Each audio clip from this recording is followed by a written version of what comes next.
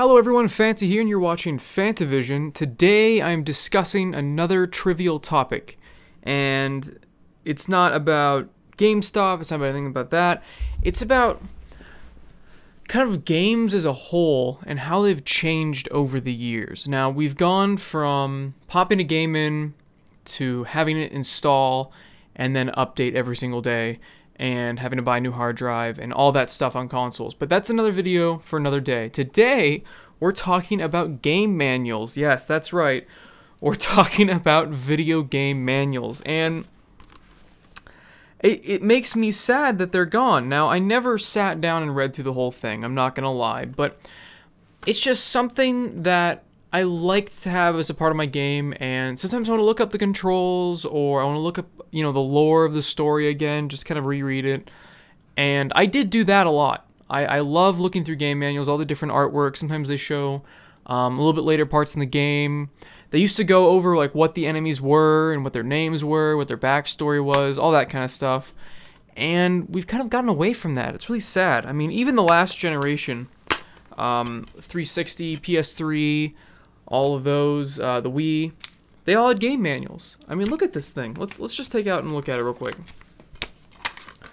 So, now of course they also had inside the box back then, they had ads, they had, I believe they started doing season passes near the end of the 360's life cycle. It could have been earlier, but it wasn't a huge thing, and there were other things besides ads in the box, just like these game manuals. Like, look at this.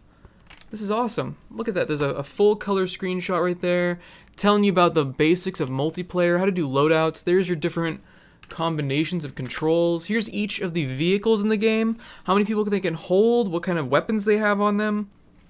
I mean, this is the kind of stuff that you're not going to find in the game even nowadays. Just because they took out the game manual, they never really made a replacement. Now, some games, I know most of Nintendo games, which also don't have game manuals anymore, do have the manuals. Either the Wii U, I believe you could like pull them up on the Wii U, and then most of the other games you can digitally look up the game manual. But it just looks weird. I mean, there's the prongs, like there's a game manual supposed to be there, and some games do, like the Nicholas, whatever that publisher is.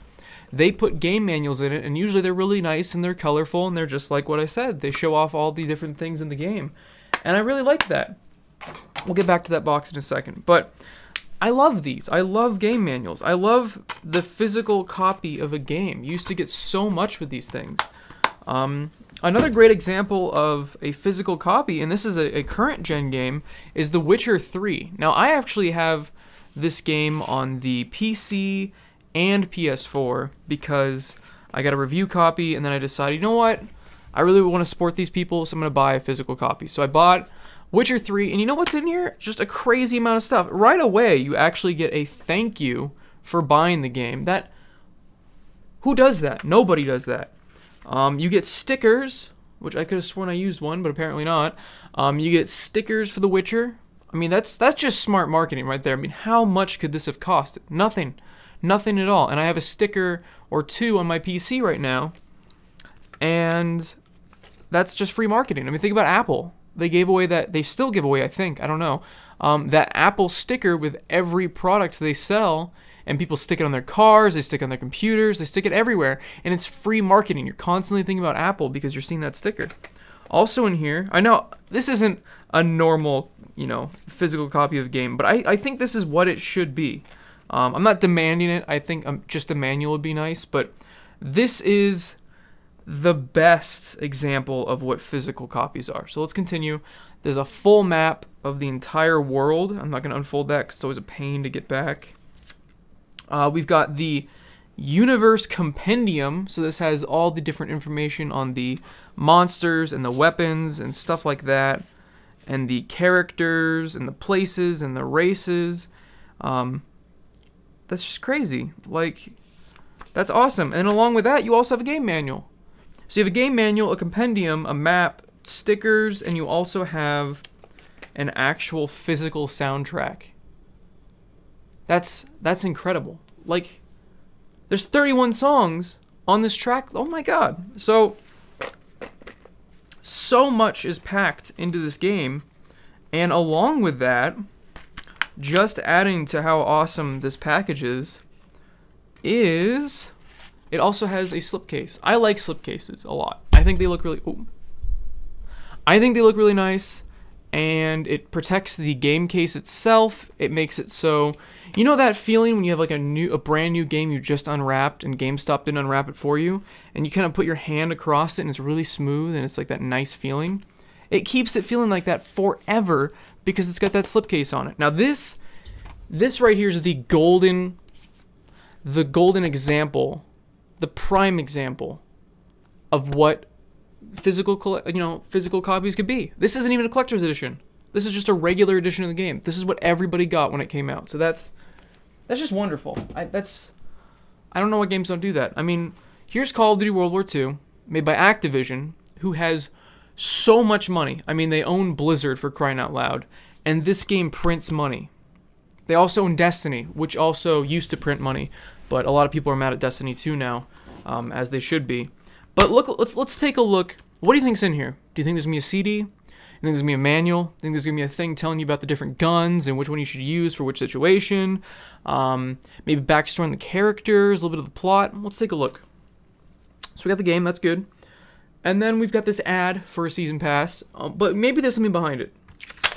Nope, there's just this boring warning and limited warranty and important health warning, and that's it. It's this and another ad behind it. So it's 2 ads, and that's it. And most games have nothing. So if they don't have a season pass, they don't have DLC, they don't have anything, there's nothing in here at all. And you get the same boring background. 360 did the same thing. They do have that boring background, there's nothing. The nice thing about a lot of Nintendo Switch games is even though it doesn't have the manual, it doesn't have a soundtrack, it doesn't have anything, it does have, if you look, I'm not going to even take the game out, I'm just going to show you. Look at that, there's 2 sides to it. So you can pick whatever side you want to show, you know, on the outside. So you can make your own game case, and I love that. I love the artwork in here. And a lot of Nintendo Switch games do that. I'm not going to say all, because I haven't seen all the Nintendo Switch games, but the ones I've seen have that alternate artwork on the inside. It's just beautiful. I like it. It's those little touches that really make me happy with being a gamer. And gaming is an art form. And when they do stuff like this, at least, they're still showing that there's some creativity out there. And, I mean, props to CD Projekt Red, seriously. I wish they weren't published by WB, because I don't want any of the money going to them. But CD Projekt Red is such a great company. Nice guys, nice marketing team I've talked to, and I think more game companies need to learn from them. And they've made mistakes in the past. They've had weird DRM issues, but recently with The Witcher 3 and everything else, they have done away with DRM.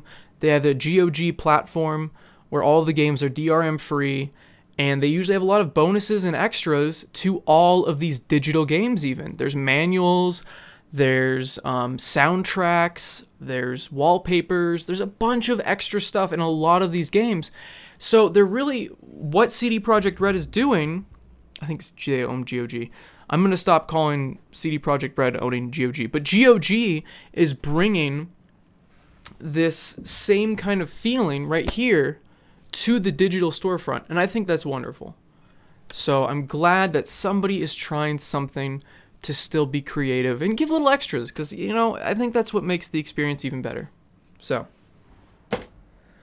those are my thoughts on game manuals. Thanks for watching, everyone. Leave a comment down below if you guys missed something about the past in gaming, if there's something that used to come in those boxes that I'm not thinking of that you really miss. And I don't know, I wish game manuals are still a thing. That's just me. I don't know. Maybe I'm old school, but those little touches mean a lot to me. So, thanks for watching, everyone. Like the video if you guys liked it, subscribe for more content, and as always, have a fantastic day. See ya.